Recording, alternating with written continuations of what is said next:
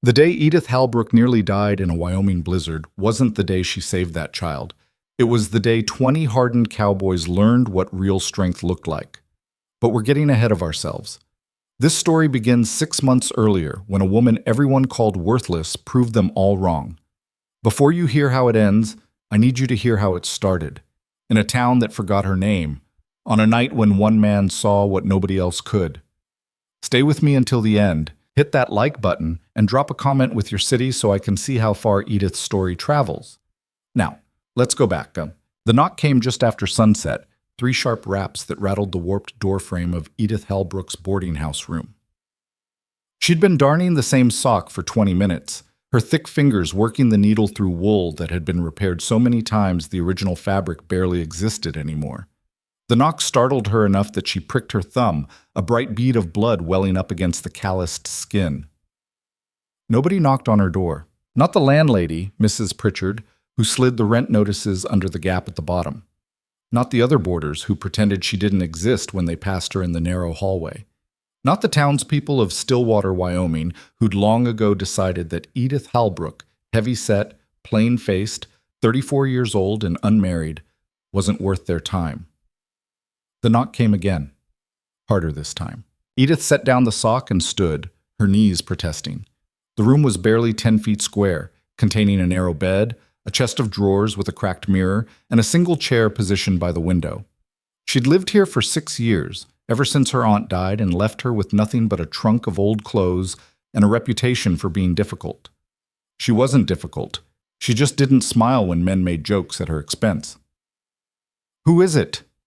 Her voice came out rougher than she intended. "Cole Mercer. Need to talk to you about work." Edith's hand froze on the door handle. Cole Mercer owned the largest ranch within 50 miles, a sprawling operation in the foothills that ran thousands of head of cattle. She'd seen him in town maybe 3 times in all the years she'd lived here. A tall, weathered man in his 40s with iron gray hair and eyes that looked through people rather than at them. She opened the door a crack. He stood in the dim hallway, hat in his hands, his coat dusted with the first snow of November. Up close, his face was all hard angles and sun damage, the kind of weathering that came from decades of Wyoming winters. "Miss Halbrook." He didn't smile. "I'm looking for a cook." Edith felt the familiar tightening in her chest, the one that came before disappointment. This was a mistake. He'd gotten the wrong room, or someone had played a cruel joke and sent him here as a laugh. "I think you want Mrs. Chen down at the restaurant, or maybe I want someone who can cook for 20 men through winter. Room and board, $40 a month. Mrs. Chen's got her restaurant. I'm asking you." The hallway seemed to tilt slightly. $40 a month was more than she made taking in washing and mending. Room and board meant she could leave this cramped room, stop stretching every penny until it screamed. "Why?" The question came out before she could stop it. Mercer's expression didn't change. "You got a reputation for making do. I need someone who won't quit when things get hard, won't complain about the conditions, and can feed men who've been working cattle in weather that'd kill most people. I don't need fancy. I need someone who won't break." "You don't know anything about me. I know you've kept yourself fed and housed in this town for 6 years, despite every door being shut in your face. I know Mrs. Pritchard tried to raise your rent twice to force you out, and you found a way to pay it. I know you're still here when plenty of others would have given up." He paused. "I also know you can cook. Had your biscuits at the church social 3 years back. Only decent thing on that table." Edith stared at him. She barely remembered that social. She'd brought food because everyone was supposed to contribute, had left it on the table and retreated to a corner before anyone could make comments about her eating her own cooking. "The men won't like it," she said quietly. "They'll expect someone pretty?" Mercer's tone was flat. "I'm not running a dance hall. They'll expect someone who can cook. You show up and do the work, they'll eat and be grateful for it. Any man who's got a problem can take it up with me. And if I can't do it? If I'm not what you need?" For the first time, something shifted in Mercer's face. Not quite a smile, but a slight easing around his eyes. "Then you'll have failed trying something, which is more than you're doing now. I leave at dawn. You want the job, be at the livery stable at first light with whatever you need to bring." He put his hat back on, turned, and walked down the hallway without waiting for an answer. Edith stood in her doorway long after his footsteps faded down the stairs. The sock lay forgotten on the chair, blood from her pricked thumb making a small dark stain on the wool. $40 a month. A way out of this room, this town, this life of being invisible. She closed the door and looked around at the walls that had contained her for 6 years. The landlady would be thrilled to see her go. The other boarders wouldn't notice. Mrs. Pritchard would rent the room by the end of the week, probably charge more for it, and Edith Halbrook would be erased from Stillwater as if she'd never existed at all. The thought should have hurt. Instead, it felt like permission. She pulled her aunt's old trunk from under the bed and started packing. The livery stable sat at the edge of town, a weathered structure that smelled of hay and horse sweat. Edith arrived just as the first gray light touched the eastern sky, her trunk heavy in her arms, her breath making clouds in the frozen air. Mercer was already there, checking the harness on a wagon loaded with supplies. He glanced up as she approached, nodded once, and went back to his work. "Put your trunk in the back. We've got a 2-hour drive." Edith hefted the trunk into the wagon bed, settling it between sacks of flour and crates of canned goods. Her hands were shaking, from cold, from nerves, from the sheer unreality of what she was doing. "You have breakfast?" Mercer asked. "No." He reached into the wagon and pulled out a cloth bundle, tossed it to her.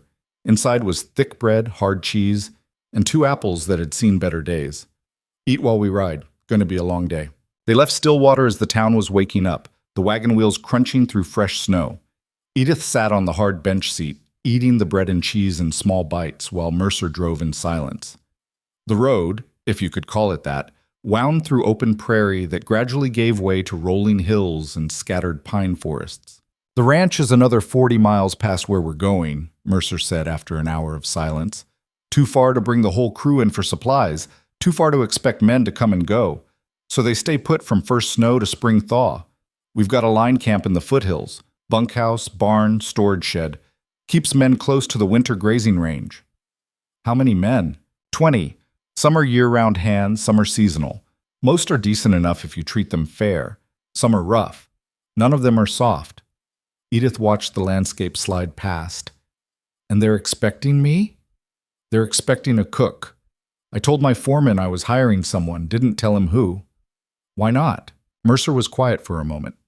"Because Bill Hastings is a good foreman and a hard worker, but he's got opinions about how things should be done. If I told him I was bringing in a woman for the cook job, he'd have spent the last 3 days finding reasons it wouldn't work. This way, you're there, you're hired, and he can either accept it or leave. That's not going to make him like me." "No," Mercer agreed. "But I don't need him to like you. I need him to let you do your job."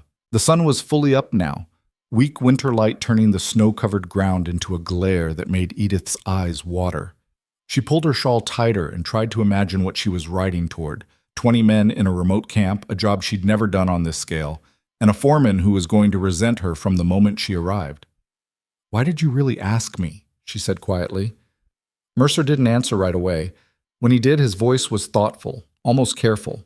"My wife died 4 years ago. Cancer. Took 9 months from the time we knew until the end." He paused. "Worst thing wasn't watching her suffer. Worst thing was watching people stop seeing her as a person. They'd come to visit, and they'd look at her like she was already gone. Like she was just the disease, nothing else. Made her feel invisible." Edith's throat tightened. "You asked me why you?" Mercer continued. "Because I've watched this town treat you the same way. Like you're not worth noticing, not worth remembering. Like you're already not there. And I figured someone who's been invisible that long might know how to see other people who feel the same way. These men? They're good workers, but they're out here because they don't fit anywhere else. Most of them have been told they're not worth much. I need someone who can feed them like they matter." He glanced at her, his expression unreadable. "You don't have to be beautiful to do that. You don't have to be anything except willing to try." Edith looked down at her rough hands, the broken nails and permanent stains from washing other people's clothes. No one had ever suggested she had value beyond her ability to work. No one had ever implied she might be capable of giving something that mattered. "I'll try," she said. Mercer nodded and turned his attention back to the road. They reached the line camp just before noon. It sat in a small valley, protected on 3 sides by pine-covered hills. The main bunkhouse was a long, low structure built of logs and rough-cut lumber, smoke rising from a stone chimney at one end. Nearby stood a barn, a smaller storage building, and what looked like a cook shack, a separate structure with its own chimney and a covered porch stacked with firewood. As Mercer drove the wagon into the yard, men started emerging from the bunkhouse and barn. 20 faces, all male, all stopping to stare as the wagon came to a halt. Edith felt every eye on her, felt the weight of their assessment, their immediate dismissal. She'd seen those looks her entire life. A man in his 50s with a thick gray beard and suspicious eyes stepped forward. "Boss, wasn't expecting you for another week. Brought supplies and the new cook," Mercer said, climbing down from the wagon. "Edith Halbrook. This is Bill Hastings, my foreman." Hastings looked at Edith like she was a problem he hadn't anticipated. "Ma'am." The word was polite. The tone was not. "Let's get this wagon unloaded," Mercer said, his voice carrying across the yard. "Miss Halbrook needs to get settled and start figuring out the kitchen. I want a hot meal by supper time." The men moved slowly, reluctantly, but they moved. Edith climbed down from the wagon and stood in the snow while they hauled supplies toward the storage shed. She could hear the whispers, the low comments not quite meant for her to hear. "That's the cook? You've seen the size of... Be lucky if she doesn't eat everything." She kept her face neutral, her eyes on the cook shack. This was nothing she hadn't heard before. The trick was to not react, to not give them the satisfaction of knowing they'd landed a blow. Mercer appeared at her elbow with her trunk. "Cook shack's this way. Got a room off the back where the previous cook stayed." He led her across the yard and up the steps to the cook shack. Inside it was larger than she'd expected. A big cast-iron stove dominating one wall, a work table in the center, shelves stocked with supplies, and a door at the back leading to a small room containing a narrow bed, a chair, and a window that looked out at the pine-covered hills. "Previous cook left a month ago," Mercer said, setting her trunk at the foot of the bed. "Couldn't handle the isolation. Men have been taking turns with meals since then, which means they've been eating garbage." Edith surveyed the kitchen. It was better equipped than any place she'd ever worked. The stove was well maintained, the shelves organized, the workspace clean. "I'll need to inventory what's here," she said, "figure out what I'm working with." "Do what you need to do. I'll be here until tomorrow morning, then I'm heading back to the main ranch. Won't be back until spring unless there's an emergency." He paused at the door. "Anything happens, you tell Hastings. He answers to me. Any man gives you trouble, you let me know. Clear?" "Clear." After he left, Edith stood alone in the kitchen, listening to the sounds of men unloading the wagon outside. Her hands were still shaking, but now it wasn't from nerves. It was from possibility. She rolled up her sleeves and got to work. By the time the sun started to set, Edith had inventoried every shelf, inspected every pot and pan, and started a fire in the stove that filled the cook shack with warmth for the first time in weeks. The supplies Mercer brought included fresh beef, potatoes, onions, dried beans, flour, cornmeal, and enough coffee to keep 20 men functional through the winter. She could work with this. For the first meal, she kept it simple. Beef stew thick with potatoes and onions, cornbread baked in cast-iron skillets, strong coffee. The kind of food that stuck to your ribs and warmed you from the inside out. At 6 o'clock, she rang the dinner bell. They came slowly, filing into the cook shack, with the wary suspicion of men expecting disappointment. They filled the long table that ran down the center of the room, shoulder to shoulder, 20 faces ranging from barely 20 to well past 50. Edith served the stew in tin bowls, set the cornbread on the table, and poured coffee into thick mugs. No one spoke. They just watched her, waiting. Then they started eating. The silence changed. It was still there, but the quality shifted, from hostile suspicion to something more like surprise. One of the younger men, a kid with red hair and freckles, reached for a second piece of cornbread. An older cowboy with a scarred face refilled his own bowl without being offered. Down at the far end of the table, Hastings ate methodically, his expression giving nothing away. Edith stood by the stove, watching them eat the food she'd made. It wasn't fancy. It wasn't trying to be anything except what it was. Honest, filling, made with care. When the meal was done and the men started filing out, a few nodded to her. Not friendly exactly, but acknowledgement. She existed to them now, at least as the person who fed them. It was more than she'd had in years. After they left, she cleaned the kitchen, washing dishes in water heated on the stove, scrubbing the work table, banking the fire for the night. Her body ached with the kind of tiredness that came from a full day of work, but it was a good ache, a useful one. She was returning to her small room when she found Mercer standing on the porch, looking out at the dark mountains. "That was a good meal," he said without turning around. "It was just stew. It was the first time I've seen those men eat without complaining in a month. That's not just stew." He turned to face her. "You're going to have a hard time here.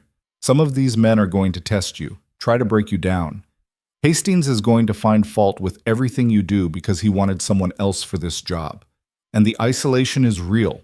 There's no town to escape to, no one to talk to except the same 20 faces every day for the next 4 months." "I know, but if you can stick it out, if you can make this work, you'll have something here, something that's yours. These men need someone who can remind them they're worth feeding well. They need someone who gives a damn." Edith looked out at the darkness, at the vast empty landscape that surrounded this small camp. For 6 years, she'd lived in a 10-foot room in a town that wanted her gone. She'd survived on scraps and silence, on being invisible. Maybe it was time to try being seen. "I can do that," she said. Mercer nodded and headed toward the bunkhouse where he'd sleep before leaving in the morning. Edith stood on the porch a while longer, breathing in the cold air, listening to the wind move through the pines. Somewhere inside the bunkhouse, men were settling in for the night. 20 strangers who would become her responsibility, her challenge, her purpose for the next 4 months. She went inside, locked the door, and lay down on the narrow bed in her small room. Tomorrow, the real work would begin. The first test came 3 days after Mercer left. Edith had settled into a routine, up before dawn to start the fire and get breakfast going, cooking through the morning, cleaning up after the midday meal, preparing supper while the men worked cattle or mended fences, or did whatever needed doing in the bitter cold. The work was relentless, but it had a rhythm she could follow. The men were mostly quiet around her. They ate what she cooked, nodded their thanks, and left. A few were friendlier than others. The red-haired kid, whose name was Tommy, sometimes helped carry firewood without being asked. An older man named Sam, who was missing 2 fingers on his left hand, occasionally offered observations about the weather or the cattle, in a voice that suggested he was just thinking out loud rather than trying to make conversation. But most of them kept their distance, and Hastings watched her like a man waiting for failure. The test came in the form of a dead elk. She was working on bread dough when the door banged open and 3 men hauled in a gutted elk carcass, dropping it on the cook shack floor with a wet thud.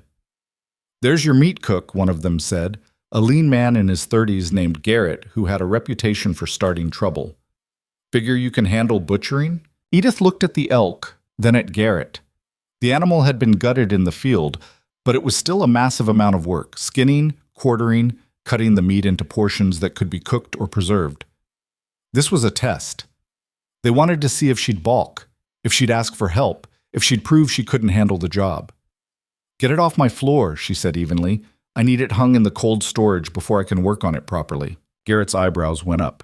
"That wasn't part of the deal, lady. We brought it to you. You want it somewhere else? You move it." "The deal," Edith said, setting down her bread dough and wiping her hands on her apron, "is that I cook the food and you eat it. You want elk for supper, you hang the carcass where I can work on it without blood all over my kitchen floor. Otherwise, you're getting beans and cornbread." "Beans and cornbread?" Garrett laughed. "Boss is paying you to feed us better than that. Boss is paying me to use the supplies I've got. I've got beans and cornmeal. I've got an elk carcass on my floor that I can't use until it's hung properly. You do the math." They stared at each other. Edith could feel the other 2 men watching, waiting to see who would back down. "You sure you want to play it this way?" Garrett said quietly. "I'm sure I want elk hung properly so it's safe to eat. Unless you want to explain to Mr. Mercer why half the crew got sick from bad meat." Garrett's jaw tightened. For a moment she thought he might escalate, might push this into something worse. Then Sam's voice cut through the tension. "She's right. Meat needs to hang." The older man appeared in the doorway, his scarred face impassive.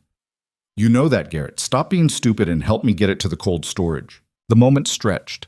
Then Garrett shrugged, grabbed the elk's front legs, and helped Sam haul it back out of the cook shack. Edith stood very still until they were gone, her heart hammering against her ribs. Her hands wanted to shake, but she didn't let them. Instead, she went back to her bread dough and kept working. An hour later, the elk was properly hung. 2 hours after that, Edith had it skinned and quartered, the choice cuts set aside for immediate use, and the rest salted and wrapped for preservation. Her arms ached, her dress was stained with blood, but the work was done. That night, she served elk steaks with fried potatoes and gravy. Garrett ate 3 helpings and didn't say a word. Winter deepened. The snow piled higher, the temperatures dropped lower, and the world shrank to the small valley that contained the line camp. Days blurred together, cooking, cleaning, cooking again, brief moments of rest before starting over. The men began to change around her, or maybe she just started noticing the details. Tommy, the red-haired kid, was 19 and saving every penny to buy his own land someday. He asked endless questions about cooking, not because he cared about the food, but because talking to her was easier than sitting in silence with the older men who intimidated him. Sam, the older cowboy with missing fingers, had lost them to frostbite 10 years ago and still worked harder than men half his age. He never complained, never asked for special treatment, but Edith noticed he struggled with buttons and small tasks. She started leaving his coffee already stirred, his bread already buttered, tiny accommodations he never acknowledged, but she knew he noticed. Hastings remained distant, watching her work with an expression that gave nothing away. But he stopped finding fault, stopped questioning her decisions, just watched and waited. And then there was a man named Davies, heavy-set, mean-eyed, with a cruel sense of humor and a habit of making comments just loud enough for her to hear. "Must be nice, eating all day while we work. Surprised she can fit through the door. Wonder if she's ever seen her own feet." The comments weren't constant, just regular enough to remind her that not everyone had accepted her presence. Edith ignored them, the same way she'd ignored similar comments her entire life. But Tommy didn't ignore them. "Shut up, Davies," the kid said one morning after Davies made another crack about Edith's size. Davies turned his mean eyes on Tommy. "You got something to say, boy?" "Yeah, I got plenty to say. She works harder than you do, cooks better than anyone we've had, and doesn't complain about any of it. So shut your mouth or take it up with Hastings." The cook shack went silent. Every man stopped eating to watch. Davies stood up slowly. He was a big man, thick through the shoulders, and Tommy was just a kid. "You want to make this a thing?" Davies said quietly. Before Tommy could answer, Hastings' voice cut through the room. "Sit down, Davies." The foreman hadn't raised his voice, but command carried through every syllable. Davies hesitated, then sat down heavily.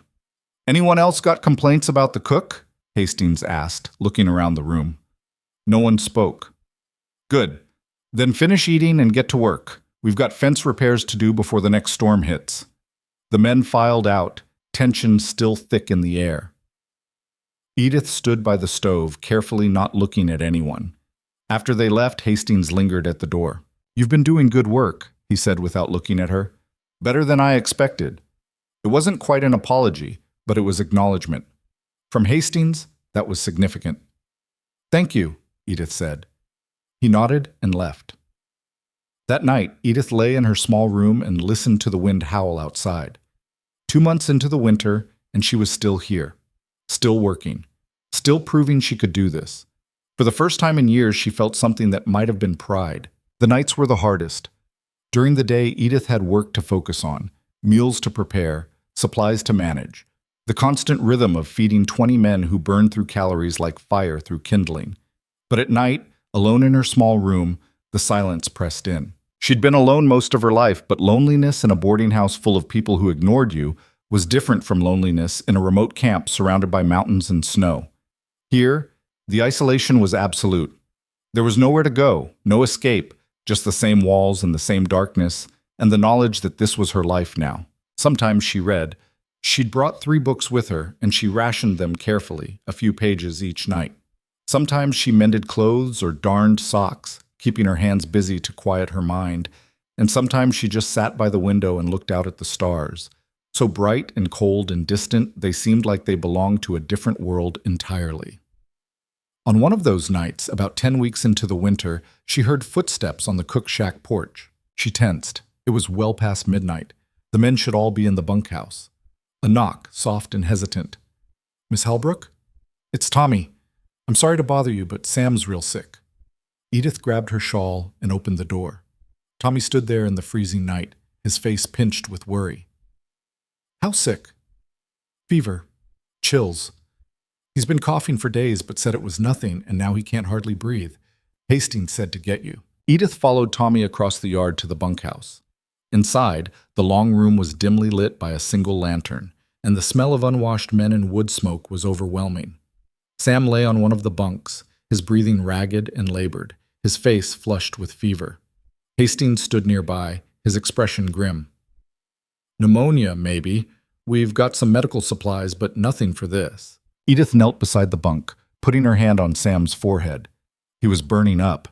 She could hear the fluid in his lungs with every breath he took. We need to keep the fever down and help him breathe, she said. I'll need hot water, clean cloths, and whatever herbs or medicine we have in the supply shed. You know how to treat this? Hastings asked. I've seen it before. My aunt had pneumonia twice. Doesn't mean I can fix it, but I can try to keep him comfortable. She spent the night in the bunkhouse, bathing Sam's face with cool water, making him drink willow bark tea to bring down the fever, propping him up to help him breathe easier. The other men stayed quiet, watching from their bunks, and Hastings hovered nearby like he wanted to help but didn't know how. By dawn, Sam's fever had dropped slightly and his breathing was a little easier, not cured but stable. You should sleep, Hastings said quietly. I'll watch him. Edith shook her head. I need to get breakfast started. You should sleep. You've got work to do. So do you. Mine can wait an hour.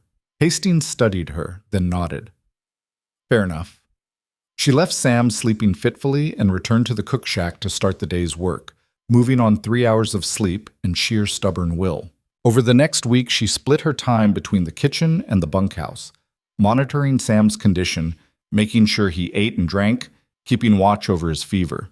The other men helped where they could. Tommy took over firewood duty without being asked. Another hand named Martinez started cleaning up after meals, and even Davies stopped making his usual comments. Sam slowly improved. The fever broke, the coughing eased, and he started complaining about being kept in bed, all signs that he was going to survive. On the 8th day, Hastings found her in the kitchen while she was making bread. You saved his life, he said bluntly. I just did what needed doing. Most people wouldn't have. Most people would have said it wasn't their job, or they didn't know how, or it was too much work on top of everything else. He paused. You did it anyway. I'm not going to forget that. After he left, Edith stood at the work table with her hands in the bread dough, feeling something shift in her chest. Not just pride this time, but belonging.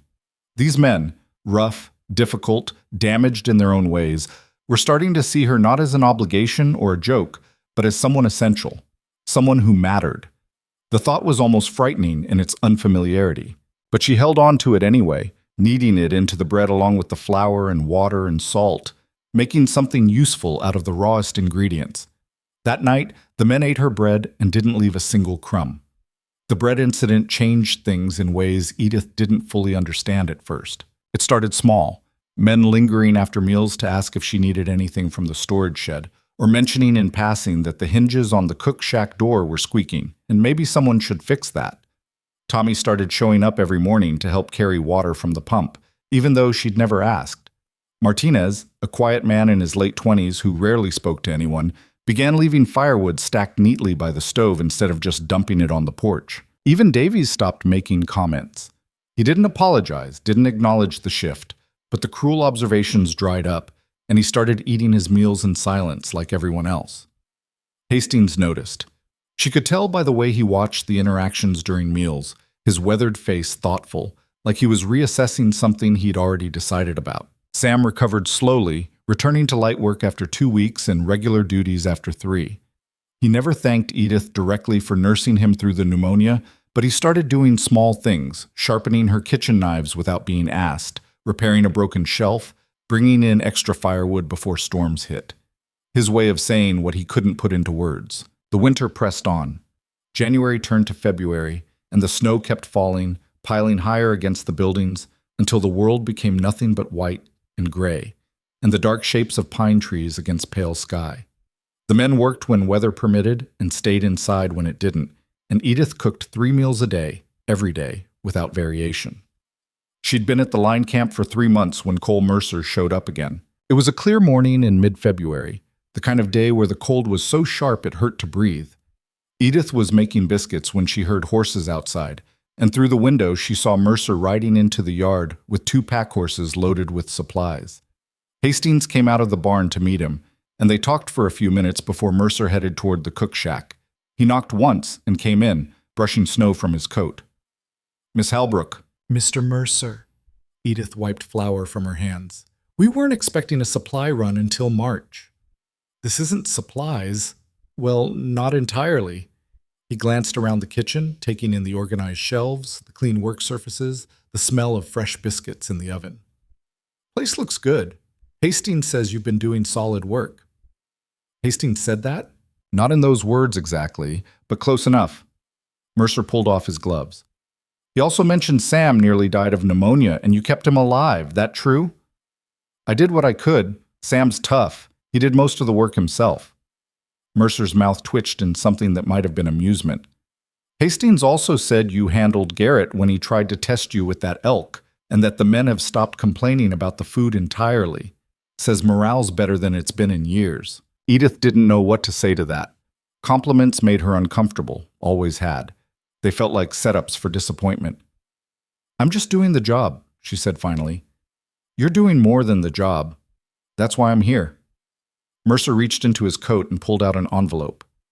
"Your wages through February, $40, like we agreed, plus a bonus." Edith took the envelope, feeling the weight of coins inside. "A bonus?" $10 extra.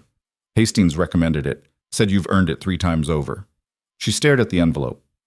$50. More money than she'd ever held at one time in her life. "There's something else," Mercer said. "I'm heading back to the main ranch today, but I wanted to ask if you're planning to stay on after spring.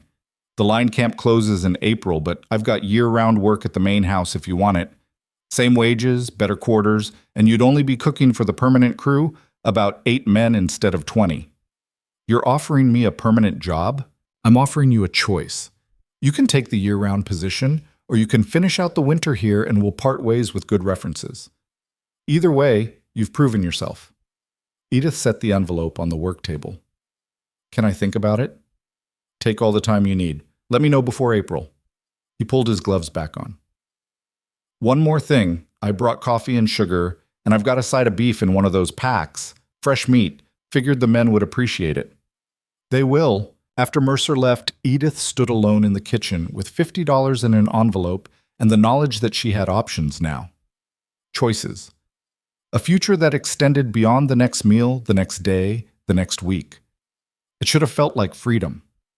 Instead, it felt terrifying. That night she served steaks from the fresh beef Mercer brought, and the men ate like it was a celebration. The mood in the cook shack was lighter than usual, almost festive, and for once the conversation flowed easily. "Boss says we might get an early thaw," Tommy said, cutting into his second steak. "Could be out of here by late March if the weather holds." "Don't count on it," Sam muttered. "Seen too many false springs. We'll be here till April, at least." "Either way, it'll be good to get back to the main ranch," Martinez said. "No offense to Present Company, but I'm tired of seeing the same faces every day." "You mean you're tired of Davy's ugly face?" someone else said, and the table erupted in laughter. Even Davies grinned, shaking his head. Edith watched them from her spot by the stove. These rough men who'd become something like familiar over the past 3 months.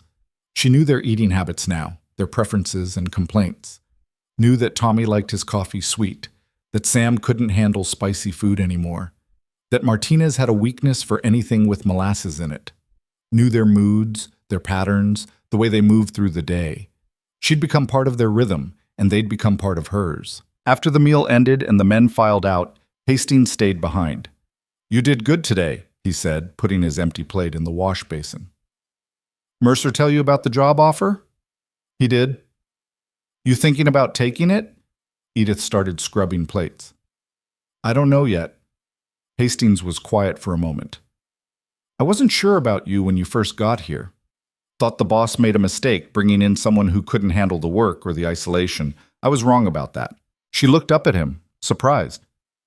"You're tougher than most men I've worked with," Hastings continued, "and you've got something they don't. You see people, really see them. These men, they've been working cattle and living rough for so long they've forgotten what it feels like to have someone give a damn about them as anything other than labor. You change that. I just cook their meals. You do a hell of a lot more than that, and you know it. He picked up his hat from where he'd set it on the table. Take the year-round job. You've got a place here if you want it. After he left, Edith finished cleaning up in silence. The envelope with her wages sat on the shelf in her room, still unopened. $50. Proof that she'd done something worth paying for. Proof that she mattered. She went to bed that night thinking about Mercer's offer, about the Maine ranch she'd never seen, about the possibility of staying in one place for more than a season, about the possibility of having a home. The next morning brought a storm that lasted 3 days. Snow fell so thick you couldn't see 10 feet in any direction, and the wind howled through the valley like something alive and angry. The men stayed in the bunkhouse, venturing out only to tend the horses and check on the cattle huddled in whatever shelter they could find. Edith kept the cook shack fires burning and made food that could be carried across the yard in covered pots, stews and soups, and hot cornbread wrapped in cloth. Tommy and Martinez took turns making the dangerous trek between buildings, delivering meals and bringing back the empty pots. On the second day, the wind tore part of the roof off the storage shed, and 6 men had to go out in the blizzard to secure it before the supplies got ruined. They came back half frozen, ice crusted in their beards and eyebrows, barely able to feel their hands. Edith had hot coffee ready and blankets warming by the stove. She made them strip off their wet outer layers and sit close to the heat while she checked for frostbite. 2 of them had white patches on their cheeks that needed careful warming, and one had fingers that had gone numb enough to worry about. Don't rub them, she told Garrett, whose right hand was showing the worst signs. Just let them warm gradually. Rubbing will make it worse. Hurts like hell, he said through gritted teeth. That's good. Means you're getting feeling back. She wrapped his hand in a warm cloth and made him drink coffee laced with sugar for the energy. The other men crowded around the stove, and for a while the cook shack was packed with bodies and steam and the smell of wet wool. This is what I remember, Sam said quietly. Storm like this back in '71, we lost 4 men. Went out to check cattle and never came back. Found them 3 weeks later when the snow melted. The room went quiet. That's not happening here, Hastings said. Nobody goes out alone, nobody goes far from camp, and nobody does anything stupid. We waited out. They waited. By the 3rd day, the storm finally broke, leaving behind drifts that came up to the windows and a world so white and still it looked like something from a dream. The men dug out paths between the buildings, checked on the cattle, most had survived by sheltering in the trees, and started the work of repairing damage from the wind. Edith went back to her regular routine, but something had shifted. The men moved differently around her now, with a kind of easy familiarity that hadn't existed before. They talked to her more, asked her opinion on things that had nothing to do with cooking. You think this weather'll hold? Tommy asked one morning while carrying water. Your guess is as good as mine. Yeah, but what do you think? You've been watching the sky same as us. Edith glanced out the window at the pale blue overhead. I think we'll get one more big storm before spring comes for real. Maybe 2. Tommy nodded seriously, like she'd just delivered crucial information. That's what Sam said, too. After he left, Edith stood at the window and wondered when she'd become someone whose opinion mattered. When she'd stopped being just the cook and become someone they trusted. The answer came a week later when she found out what they'd been planning. She was cleaning up after breakfast when Martinez came in looking uncomfortable. Miss Halbrook, we wanted to ask you something. What's that? It's Tommy's birthday next week. He's turning 20. We thought maybe we could do something special for dinner, if you've got the supplies for it. Nothing fancy, just something different from the usual. Edith considered this. What is Tommy like? He talks about his mama's fried chicken all the time. Says she made it every year for his birthday before he left home. I can do fried chicken, if you've got a couple of hens to spare from the flock. Martinez's face brightened. Hastings already said we could use 3. Said to ask you what else you needed. I'll need lard, flour, and potatoes. Tell him I'll make fried chicken, mashed potatoes, gravy, and biscuits. If we've got any canned peaches left, I can make a cobbler. You do all that? Why not? Kid works hard. He deserves a birthday meal. Martinez nodded and left, and Edith started planning. It had been years since she'd made fried chicken. It took time and attention and more supplies than she usually worked with, but the challenge interested her. These men had given her something she'd never had before, and this was a way to give something back. She spent the next week preparing. The hens were butchered and cleaned, the lard rendered, the flour measured and seasoned. On the day of Tommy's birthday, she started cooking at noon, frying chicken in batches until the pieces were golden and crispy, making mashed potatoes with butter and cream from the small supply Mercer had brought, mixing up biscuit dough, preparing gravy in a cast-iron skillet. The cook shack smelled like a feast. When the men came in for supper, they stopped in the doorway and stared.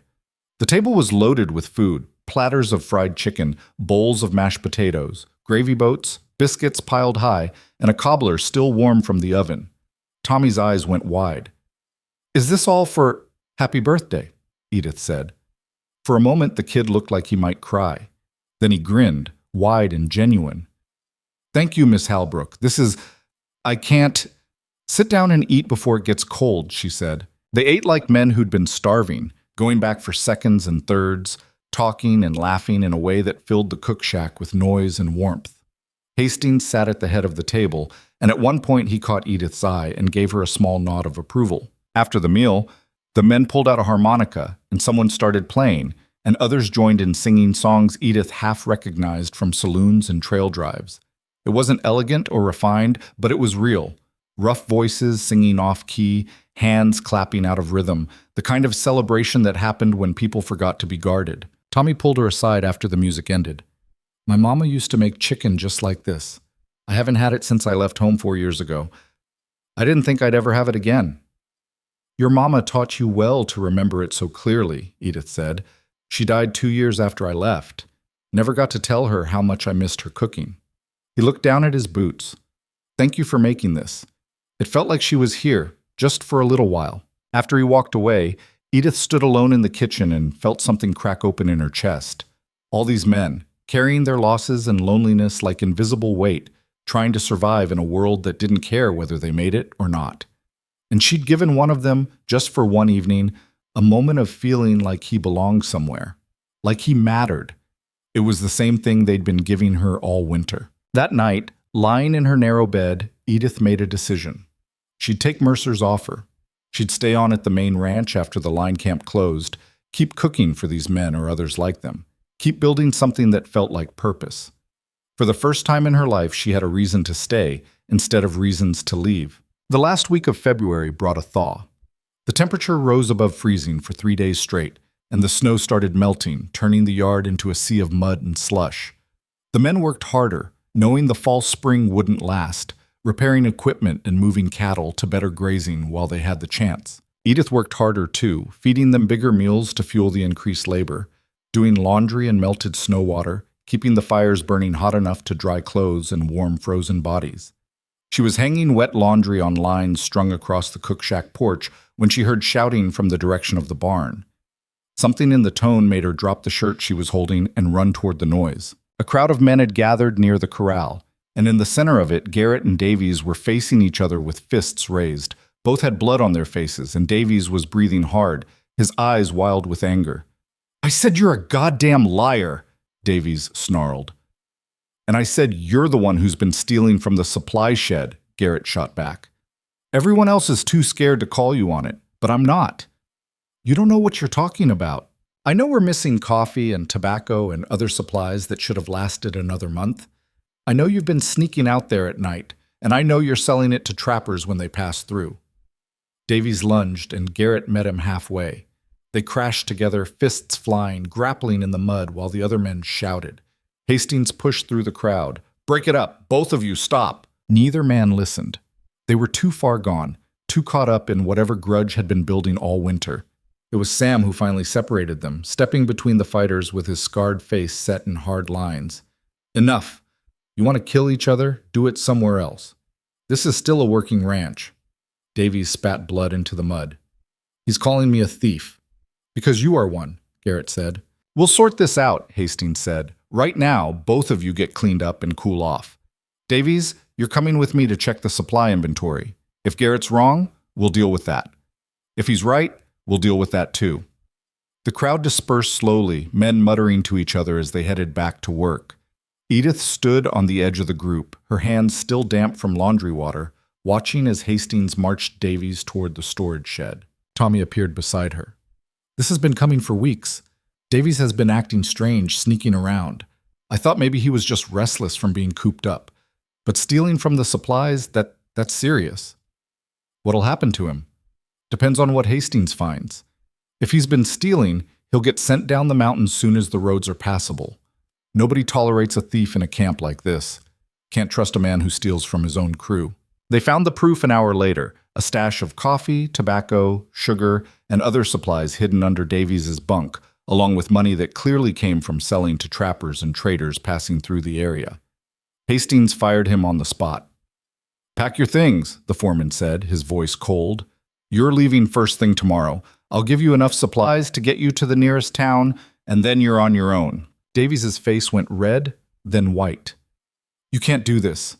It's the middle of winter. I'll freeze before I get down the mountain." "Should have thought of that before you stole from the camp. You're lucky I'm giving you supplies at all. Now get your gear together and stay out of everyone's way until morning." That night, the atmosphere in the cook shack was tense. The men ate quietly, avoiding Davies entirely. He sat at the far end of the table, his face sullen, eating mechanically. Edith served the meal without comment, but she felt the weight of what was happening.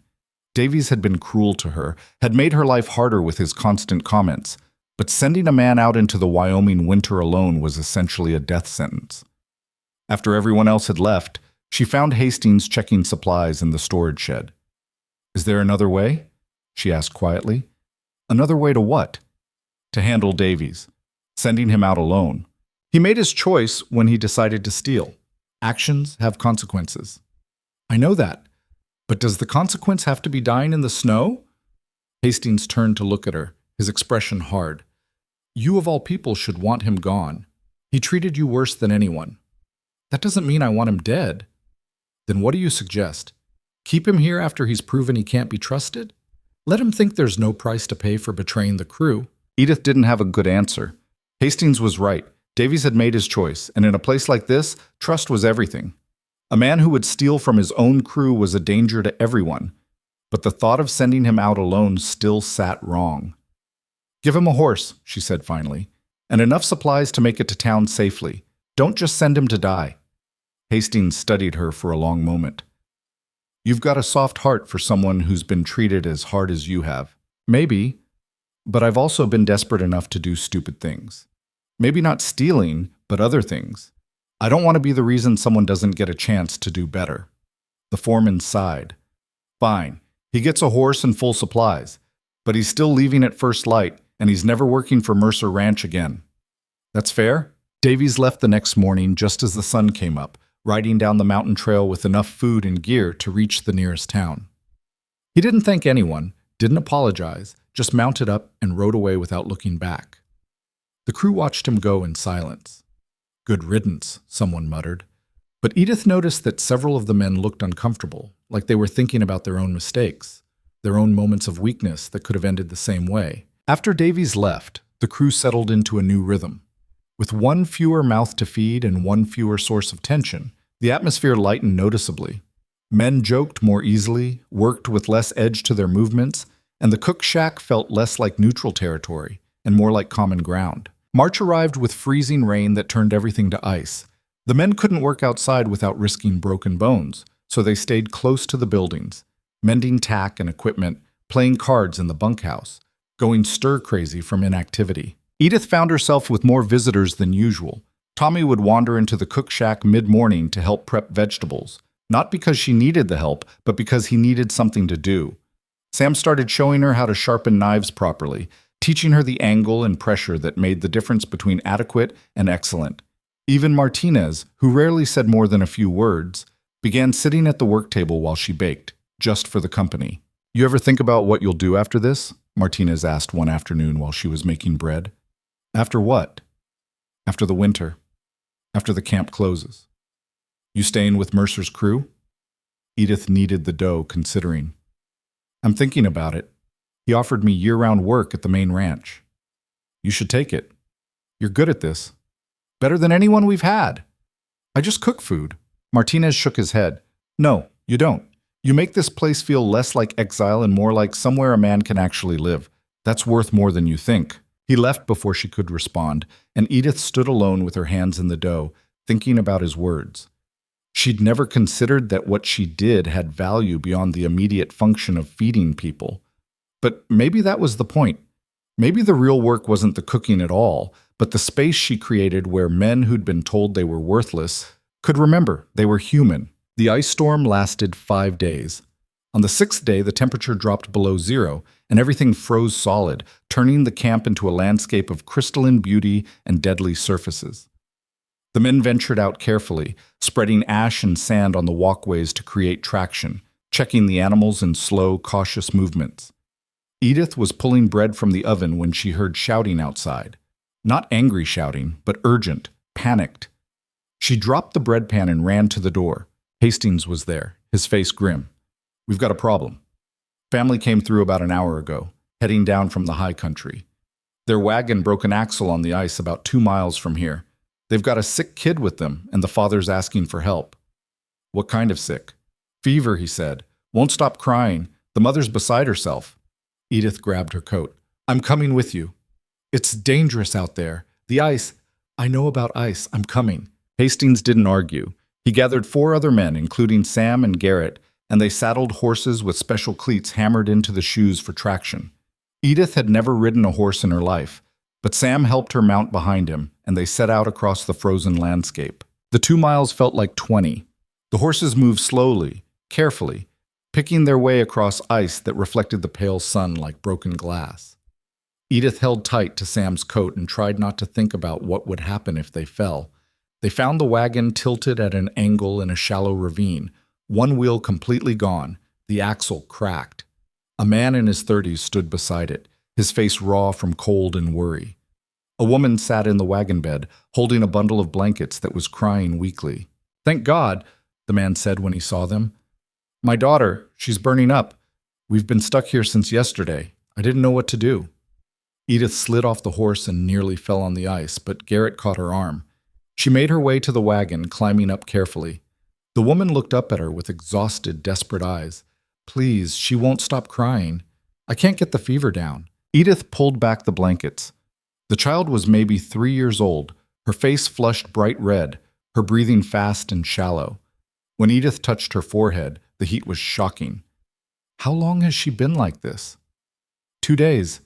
Started before we left our claim. We were trying to get to town, to a doctor, but the storm came and then the wagon broke and..." The woman's voice cracked. "What's her name?" "Anna." Edith looked at the child, then at the mother. "We need to get her warm and get this fever down. Can you walk?" "I think so." "We're taking you back to camp. It's not far. We'll get Anna taken care of." The father wanted to stay with the wagon, to guard their possessions, but Hastings convinced him that his daughter mattered more than anything in that wagon bed. They redistributed the riders, putting the mother and child with Edith behind Garrett, the father behind Tommy, and started the slow journey back. Anna cried the whole way, thin, weak sounds that cut through the frozen air. Her mother held her and wept silently, and Edith kept one hand on the woman's back, offering what small comfort she could. They made it back to camp just before dark. Edith took the mother and child directly to her own room in the cook shack, the only private space available.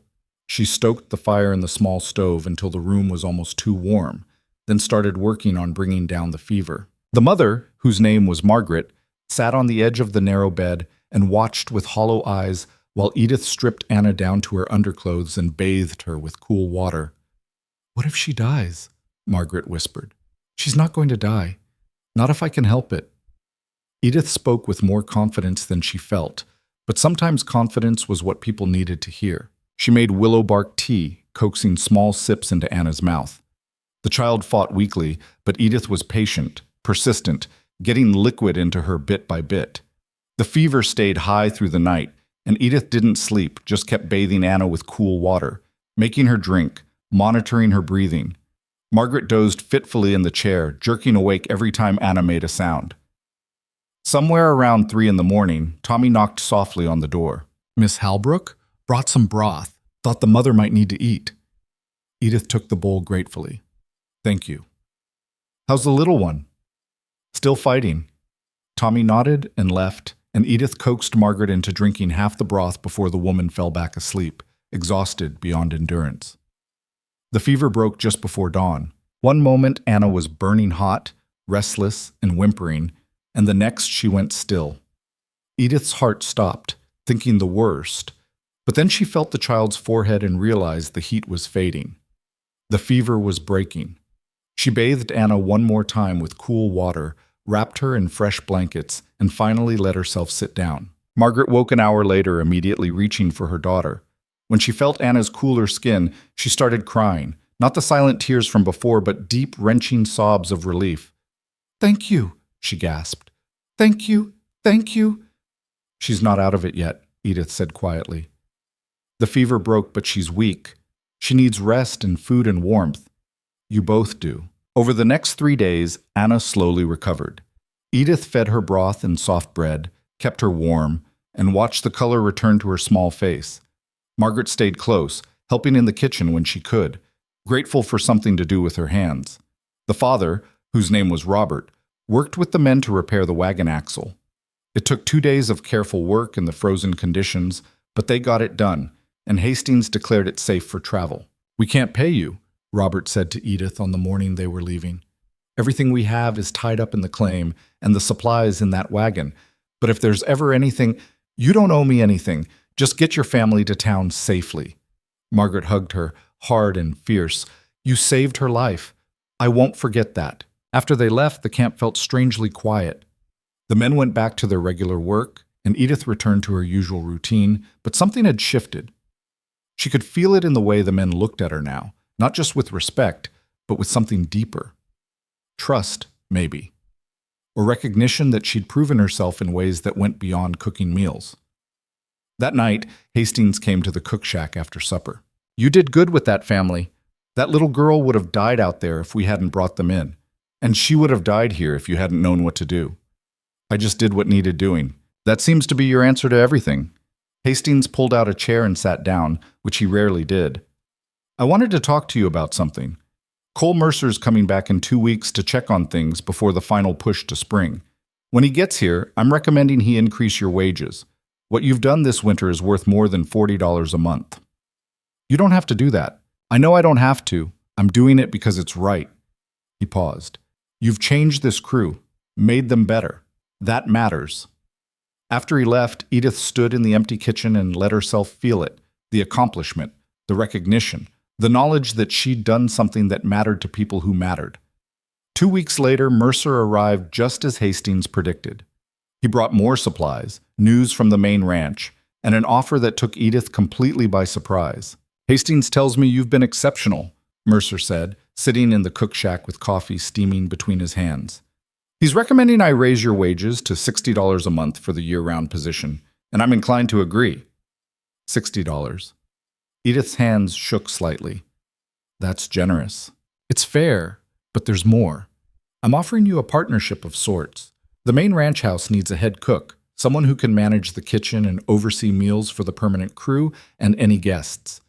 It's a bigger responsibility than what you've been doing here, but it comes with better quarters, your own cabin on the property, and real authority over how things are run." "Why me?" "Because you've proven you can handle pressure, make decisions, and earn the respect of difficult men. That's rare." Mercer set down his coffee. "I'll be honest, I need someone I can trust in that position. The last cook I had was competent but couldn't manage people. You can do both." Edith thought about the boarding house in Stillwater, the narrow room with cracked walls, the years of invisibility. Then she thought about the past 4 months, the work, the challenges, the slow building of something that felt like purpose. "I'll take it," she said. Mercer nodded. "Good. We'll finalize the details when camp breaks up in April. For now, finish out the winter strong." The final weeks passed quickly. The weather warmed gradually, the snow started melting in earnest, and signs of spring appeared in small bursts, the first green shoots pushing through mud, the sound of water running in the creeks, the longer days. The men grew restless, eager to get back to the main ranch, to town, to whatever life they had beyond these mountains. But there was also a sense of loss, like they were leaving something behind that had mattered. On the last night before they broke camp, Edith made a special meal: roasted venison, potatoes, fresh bread, and a dried apple pie she'd been saving ingredients for. The men ate and talked late into the evening, telling stories, making plans, avoiding the acknowledgement that this particular configuration of people would never exist again. Tommy sought her out after dinner. "I just wanted to say thanks, Miss Halbrook, for everything. You made this winter bearable." "You helped make it bearable, too," he grinned. "I just carried water and chopped wood." "That's more help than you think." Sam came by next, awkward as always with words. "Been meaning to tell you what you did for me when I was sick, and for that little girl, and for all of us, really. That's the kind of thing a man doesn't forget." "Take care of those hands," Edith said, "and don't be too proud to ask for help when you need it." Even Garrett, who'd tested her with the elk all those months ago, stopped to shake her hand. "You're all right, Halbrook. Better than all right."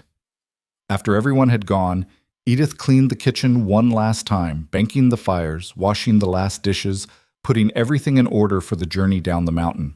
Her small room was already packed, her few possessions ready to be loaded onto the wagon. She stood in the doorway and looked out at the dark valley, at the shapes of mountains against the star-filled sky. 4 months ago, she'd arrived here expecting nothing. Now she was leaving with a job, respect, and something she'd never had before, a sense of her own worth. The next morning, they loaded the wagons and prepared to leave. Hastings supervised the process with his usual efficiency, making sure nothing was forgotten, that all the buildings were secured for the off-season. Edith climbed into the wagon beside Mercer, her trunk stowed in the back along with supplies and equipment. The men mounted their horses, forming a line that stretched out along the trail.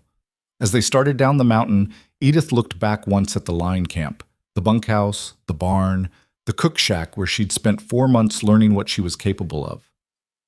Then she turned forward and didn't look back again. The journey to the main ranch took 2 full days. They camped one night in the foothills, and Edith cooked over an open fire while the men set up tents and tended horses. It felt strange to be cooking outdoors, but she managed, and the men ate gratefully before bedding down for the night. On the second day, they descended into a wide valley where the main ranch spread out across hundreds of acres. Edith saw the big house first, a 2-story structure built of logs and stone, with a wide porch and windows that caught the afternoon sun. Beyond it were barns, corrals, outbuildings, and in the distance, the small cabin Mercer had mentioned. "That'll be yours," he said, pointing to the cabin. "It's not much, but it's private, and it's got a good stove." They pulled into the ranch yard, and people emerged from the various buildings. Ranch hands, a few women who worked in the house, and a man who Edith assumed was the foreman for this part of the operation. But it was the woman who stepped out of the main house who made Edith's stomach drop. She was beautiful in a way that made you forget to breathe, tall, slender, with golden hair piled elegantly on her head, and a dress that must have cost more than Edith made in 6 months. She moved with the kind of grace that came from never having to think about how much space you took up, never having to make yourself small, and she was looking at Cole Mercer like she owned him. "Cole?" the woman said, her voice like honey. "You didn't tell me you were coming back today." Mercer's expression went carefully neutral. "Catherine, I didn't know you were here. I arrived yesterday. I thought we could talk about the arrangement we discussed." The air between them was charged with history, with complicated feelings that Edith couldn't parse but could definitely feel. She stayed in the wagon, suddenly very aware of her plain dress, her work-roughened hands, the fact that she didn't belong in the same world as this golden woman. "We can talk later," Mercer said. "Right now I need to get my crew settled." Catherine's eyes swept over the wagon, over the men on horseback, and finally landed on Edith. The assessment was instant and dismissive, just long enough to register and reject. "Of course. I'll wait in the house." She went inside, and Mercer climbed down from the wagon without comment. But Edith had seen something in his face when Catherine appeared. Not love exactly, but something complicated. History, obligation, maybe regret. Whatever it was, it made Edith feel like she'd made a terrible mistake. Hastings helped her down from the wagon. "Don't mind Catherine. She shows up every few months trying to convince the boss to marry her. He always says no." "That's none of my business." "Maybe not, but you should know she doesn't like competition." "I'm not competing for anything. I'm just here to cook." Hastings gave her a look that suggested he didn't believe that, but he didn't push it. Instead, he helped carry her trunk to the cabin and left her to settle in. The cabin was small but well built, with a main room containing a stove, a table, and a comfortable chair, and a bedroom just big enough for a real bed and a dresser. Windows looked out at the mountains, and the stove was already laid with wood, ready to be lit.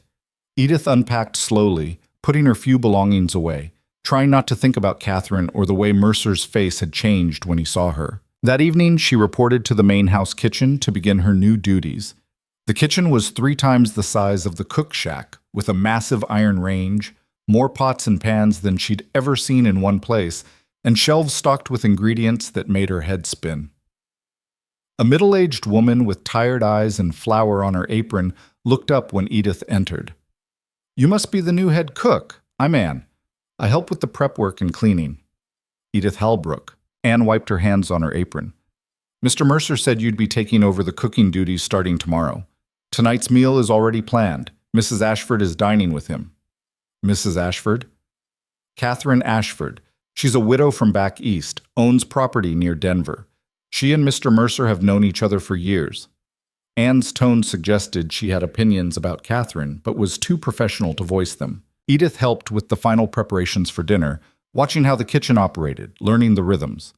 When it came time to serve, Anne carried the dishes to the dining room while Edith stayed in the kitchen, listening to the muffled sound of conversation from the other room. She caught fragments through the door, Catherine's light laugh, Mercer's deeper voice responding, the clink of silverware on china. It shouldn't have bothered her. Mercer was her employer, nothing more. What he did with his personal life was irrelevant to her job. But it bothered her anyway. After dinner, Anne came back to the kitchen looking uncomfortable. "Mrs. Ashford wants to meet you." Edith's stomach tightened. "Why?" "She didn't say, just asked me to send you to the parlor." Edith wiped her hands, smoothed her dress, and followed Anne to the parlor, a room decorated with furniture that looked expensive and uncomfortable. Catherine sat in a chair by the fireplace, still beautiful, still perfectly composed.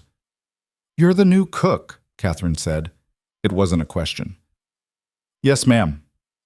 "Cole tells me you managed the line camp crew through the winter. That must have been quite challenging." "It was work. I did it." Catherine smiled, but there was no warmth in it.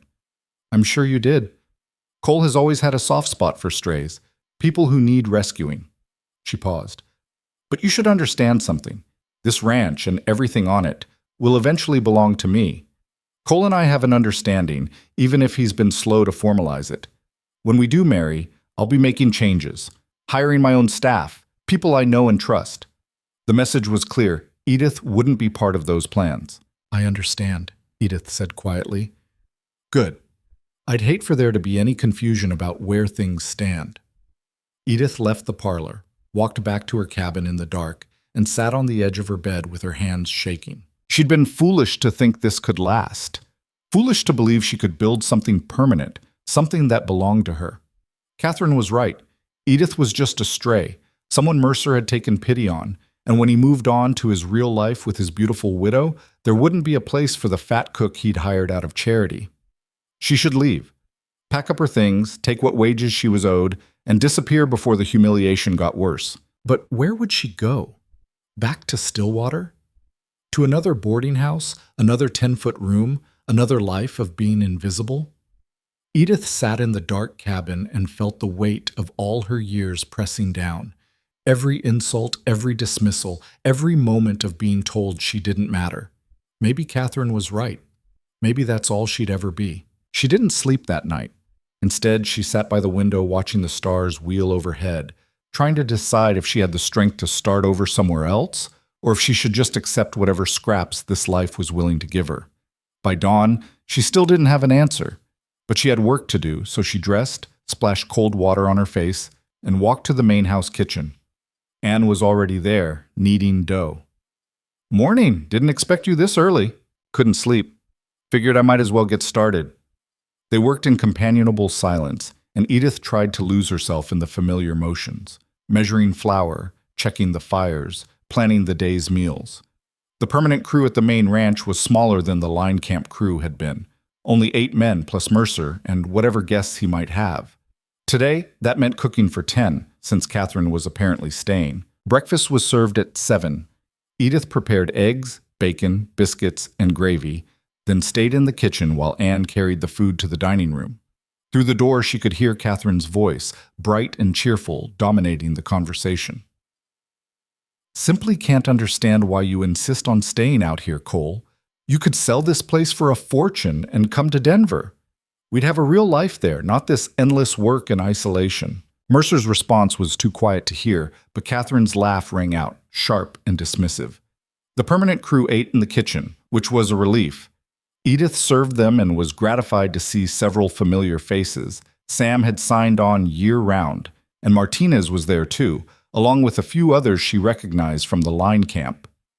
"Good to have you here, Miss Halbrook," Sam said quietly. "Place feels more settled already." The compliment warmed her, but it also made Catherine's words from the previous night sting harder. When Catherine took over, these men would get a different cook. Someone Catherine chose, someone who fit into whatever vision she had for the ranch. Edith was halfway through cleaning up from breakfast when Mercer appeared in the kitchen doorway. "Miss Halbrook, could I speak with you for a moment?" She wiped her hands on her apron and followed him out to the porch. The morning was cool and clear, the mountains still snow-capped in the distance. "I wanted to apologize for last night," Mercer said without preamble. "Catherine shouldn't have cornered you like that. She was just making things clear. She was overstepping. This is my ranch, my decisions. Who I hire and who I keep has nothing to do with her." His voice was firm, almost angry. "I need you to understand that." Edith looked at him, this man who'd given her a chance when no one else would, who'd seen something in her worth investing in. "She said you two have an understanding that you're going to marry her. Catherine has been saying that for 3 years. I've never agreed to it. But she owns property near Denver. She's educated, beautiful, connected. Why wouldn't you marry her?" Mercer was quiet for a long moment, looking out at his land.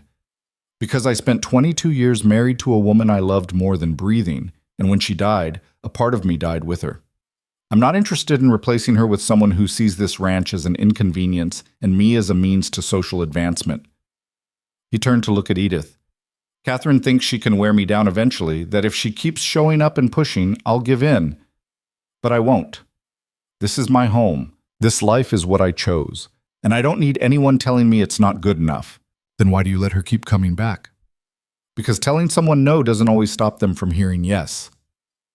He rubbed his face, suddenly looking tired. "I should have been clear with her years ago. I will be now. But in the meantime, I need to know, are you still planning to stay, or did she scare you off?" Edith thought about the boarding house, about being invisible, about all the years of making herself small so other people could feel big. Then she thought about the line camp, about 20 men who'd learned to respect her, about saving Sam and little Anna and proving to herself that she could do hard things. "I'm staying," she said, "unless you're firing me." "I'm not firing you. I'm asking you to run this kitchen the way you ran that cook shack, with authority and without apology." "Can you do that?" "Yes." "Good.